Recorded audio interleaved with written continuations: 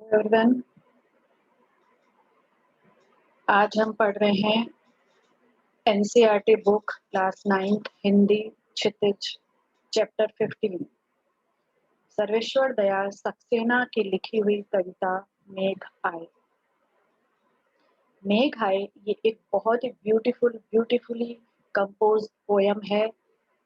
बहुत ही सुंदर तरीके से लिखी हुई कविता जिसमें कि अ, बादलों का आना, बारिश का होना, इस बात को मानवीयकरण अलंकार से दर्शाया गया है। अर्थात मेघों की तुलना लिविंग थिंग से, आदमी से की गई है कि जैसे कोई जब किसी गांव में अ, शादी होती है, मैरिज होती है, उस समय अ, इसका बैकग्राउंड जानना बहुत ज़रूरी है। अगर आप इस पूरी कविता को पढ़ेंगे तो इस कविता में मेघों का वर्णन दूल्हे के रूप में या दामाद के रूप में किया गया है।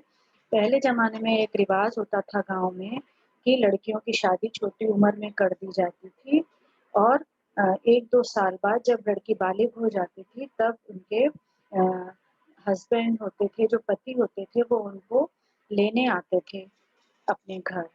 उसको बौना कहा जाता है। मुझे लगता है इस कविता में उस चीज़ का भी वर्णन किया गया है, या आप कह सकते हैं कि ऐसा लग रहा है कि कोई जो शहर रहने चला गया है आदमी, वो बहुत सालों बाद, बहुत दिनों बाद अपने गाँव आता है, तो गाँव वाले उसका कैसे स्वागत करते हैं। अब ऐसा मेघों के साथ ऐसा कंपैरिज़न क्यों किया गया है? अगर आप देखें तो बारिश पूरे साल भर बाद जब जून एंड में या जुलाई में बारिश स्टार्ट होती है, हम सब उसका कितना बेचैनी से इंतज़ार करते हैं कि बारिश आए, और किसानों के लिए बहुत ज़रूरी होती है बारिश। तो सब लोग कितना टकटकी लगाए हम लोग आसमान की ओर देखते रहते हैं और इंतज़ार करते हैं कि बारिश आए, और बारिश के आने से हम सबकी ज़िंदगी में खुशियाँ आ जाती हैं। गर्मी दूर हो जाती है, अ, ठंडक आ जाती है, किसानों के लिए बहुत अच्छा सीज़न हो जाता है, उनके लिए फसलों के बोने का समय हो जाता है। इसलिए मेघों का वर्णन अभी जब हम पढ़ेंगे, तो आप देखेंगे ऐसा लगता है कि कोई ऐसा इंसान जिसका बहुत वेट कर रहा हो, कोई जिससे मिलने के लिए आप तड़प रहे हों, वो आता है, तो किस तरह उसका स्वागत किया जाता है, उसी तरह हम सब मेघों का स्वागत करते हैं। तो चलिए पढ़ते हैं मेघ आए। मेघ आए बड़े बन ठन के संवर के, आगे आगे नाचती गाती बयार चली। मेघ आए बड़े बन ठन के संवर के।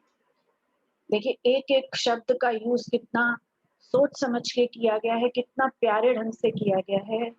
मेघ आए बड़े बन ठन के संवर के। कोई भी कहीं बन ठन के कब जाता है? जब उसको कहीं इनवाइट किया जाता है, या वो किसी बहुत ही ज़रूरी काम से कहीं जाता है, किसी शादी में जाता है, तब आप बहुत बन-ठन के तैयार होके एकदम जाते हैं।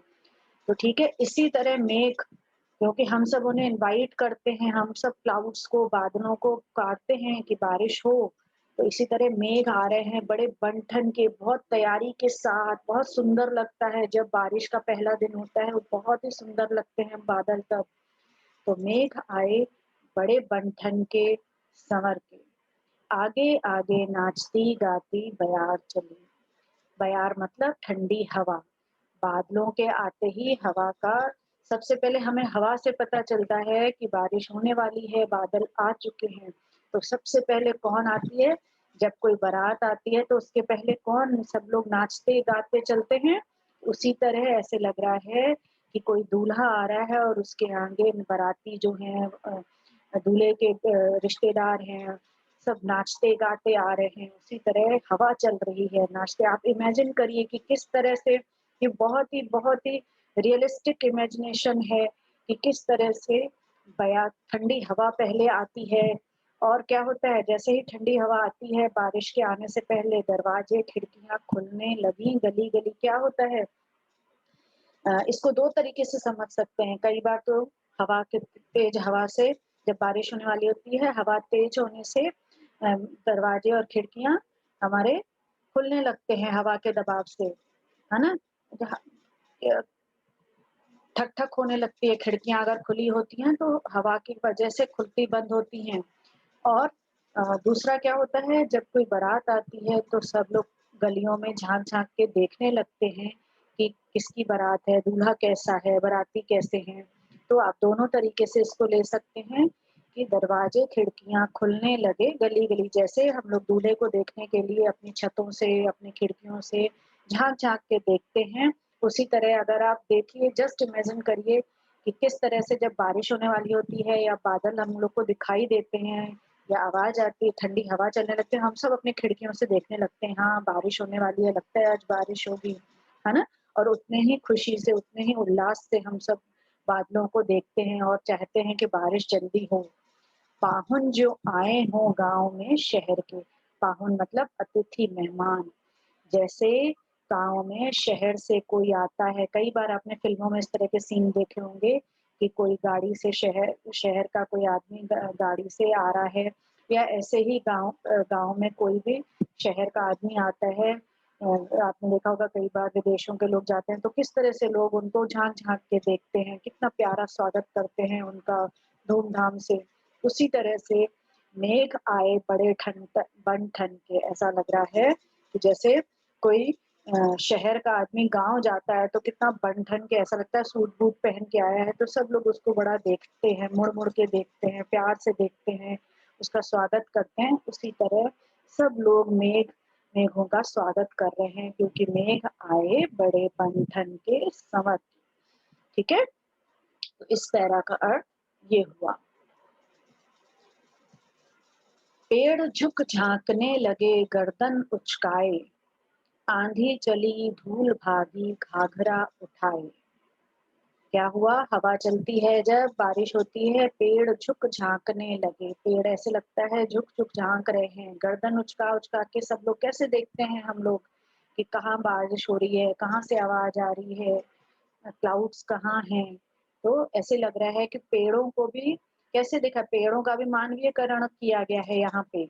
उनको भी इंसान की तरह देखा गया है कि वो झुक-झुक कर झाँक रहे हैं, गर्दन उचका-उचका के देख रहे हैं कि कौन आया है।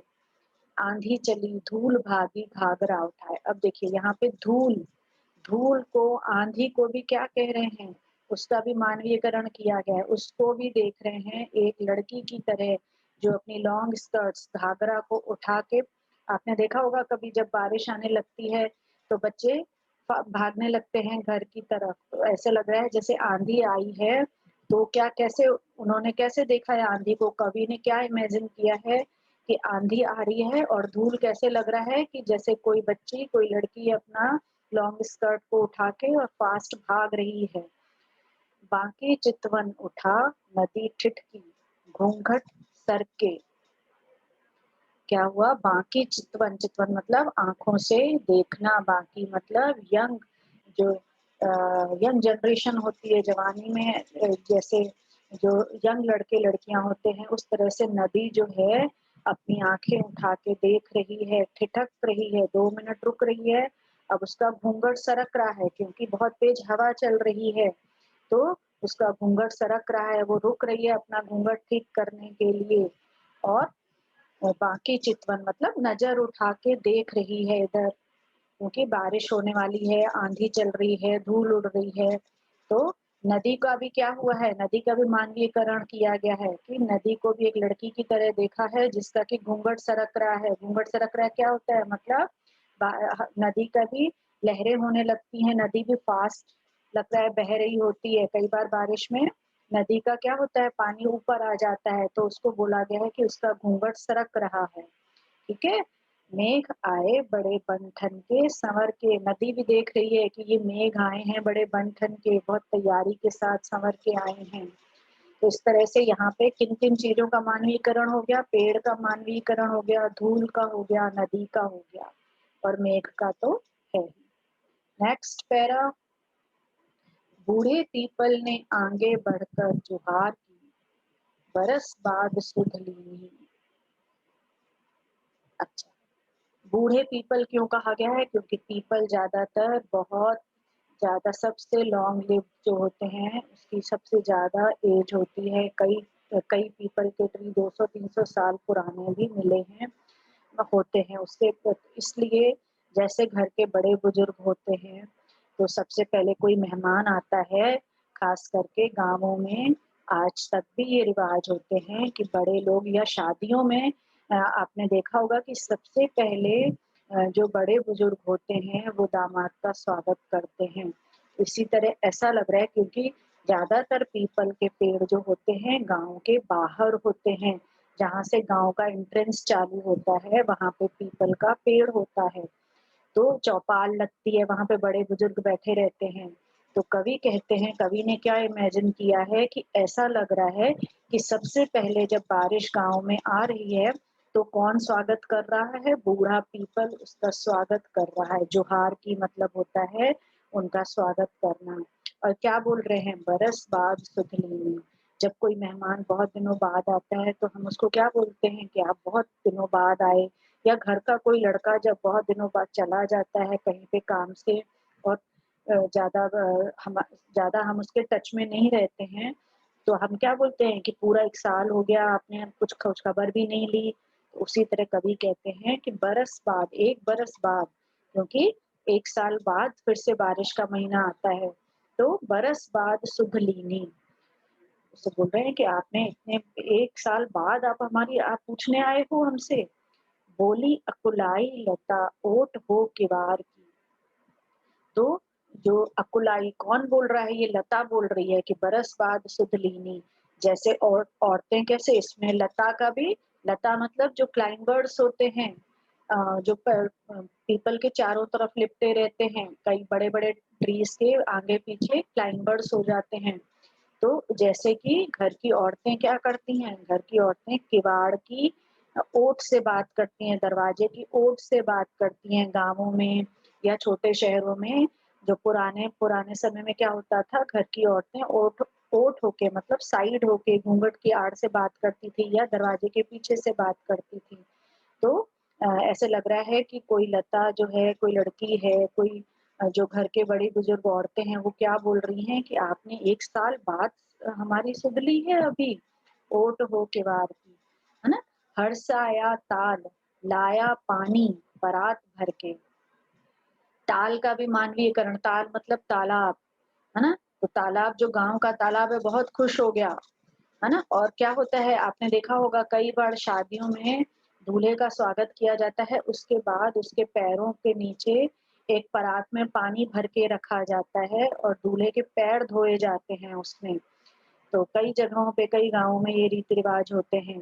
तो ऐसा लग रहा है कि जो वहाँ पे गाँव का तालाब है, वहाँ पे पानी भरा क्योंकि बारिश की वजह से पानी भर रहा है उसमें, तो ऐसा कवि ने इमेजिन किया है कि ताल ऐसा लग रहा है कि हर्षाया मतलब बहुत खुश होके खुशी-खुशी जो ताल है, वो पानी भर के परात लाया है कि इसमें पैर धोइए और फिर आगे आइए।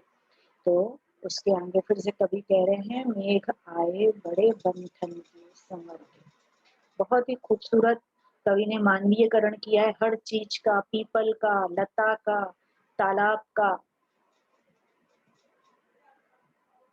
आगे है क्षितिज अटारी गहराई दामनी दम की, क्षमा करो गांठ खुल गई अब भरम की।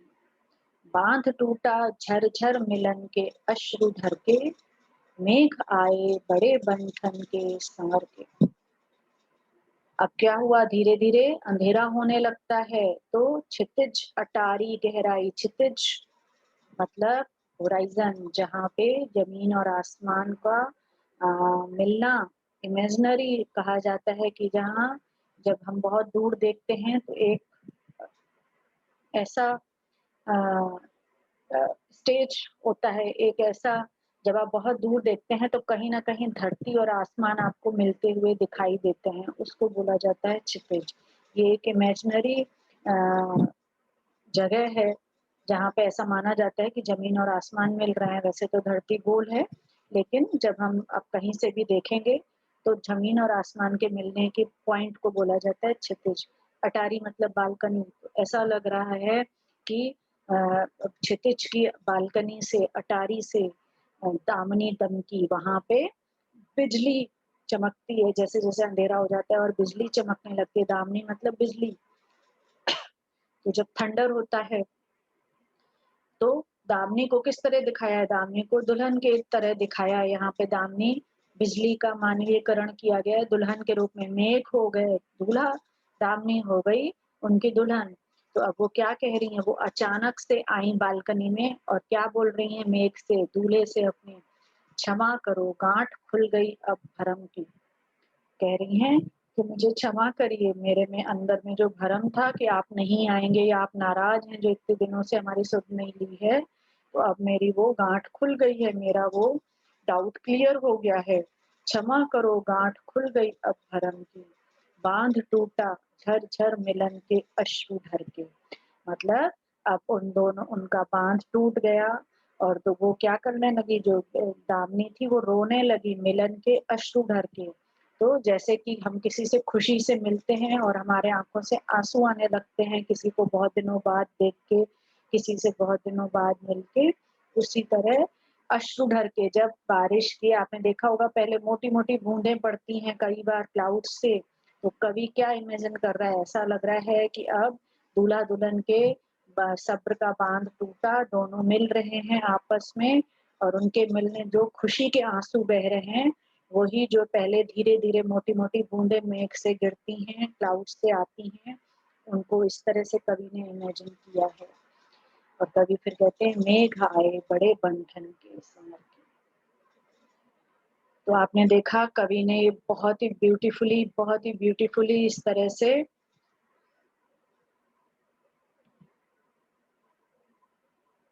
मेघों का वर्णन किया है।